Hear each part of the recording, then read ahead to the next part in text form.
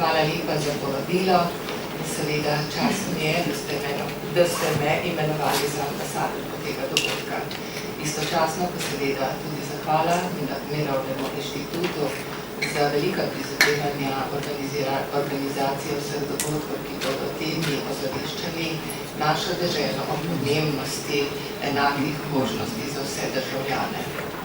In če gremo na Zvezo prijateljev mladine Ljubljana Mostne polje, skoraj 70 let je, ker se je dobesedno sama postavila v čas in prostor z eno samo nalogo, da bi oblikovala otrokove pravice, da bi te tudi ščitila in seveda, da bi uresničevala vse tisto, kar otrokom predstavlja zdrav razvoj, starše pa opremljala za kompetentno starševstvo.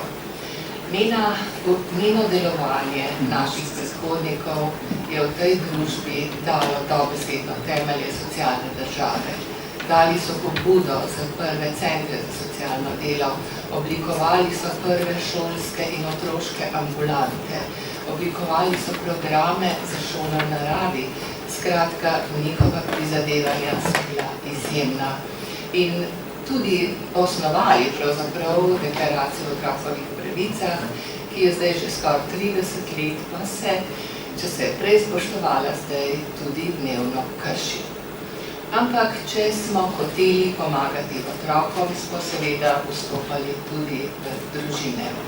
Skozi zgodbe otrok smo se zaznanjali s stiskami družin in po samostojni Sloveniji pred skoraj 30 leti videli, da moramo takoj uresničevati oziroma v čas in prostor postavljati projekte in programe, ki bodo zavarovali otroke, ki bodo pomagali družinam in ne samo to, če smo zares učinkovito pomagali in celostno pomagali družinam, tudi seveda za voljo otrok, smo istočasno vse to obdobje oblikovali tudi predloge za sistemske spremembe, ki bi pomagale odpravljati anomalije družbe in seveda pomagati ljudem, ki so padali v brezno revščine.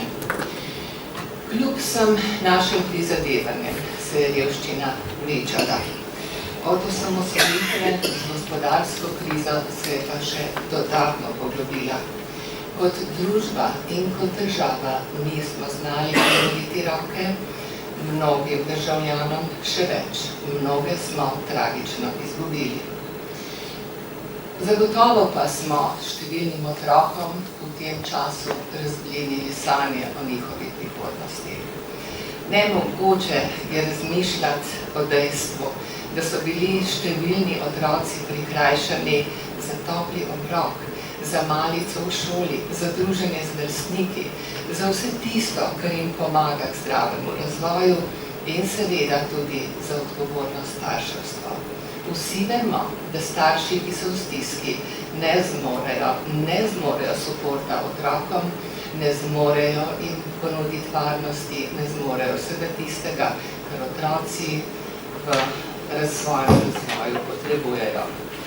Ob luči na koncu predora in gospodarski rasti, pa višanju stopnje zaposlenosti, pa se kot država z revščino še vedno nismo spoprijeli.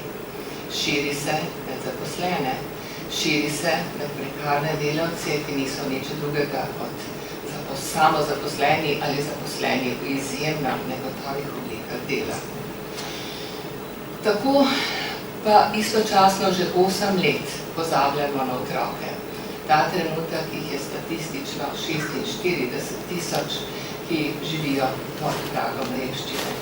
Ne da bi jim pomagali, postavljamo še nove ovire. In če danes zelo na glas govorimo o izjemni gospodarski rasti, pa izgubljamo temelje solidarnosti. Na plečih revnih in prikrajšanih se dovoljuje boj za drobtine, ki nikomur od njih ne bodo omogočile dostojnega življenja. Zato je izjemno pomembno, da sodelujemo in si skupaj prizadevamo za spremembe, ki bodo v Slovenijo vnesle več upanja, več zavesti o sobivanju, predvsem pa pravico do dostojnega življenja z dostojnim prihodkom. Hvala lepa.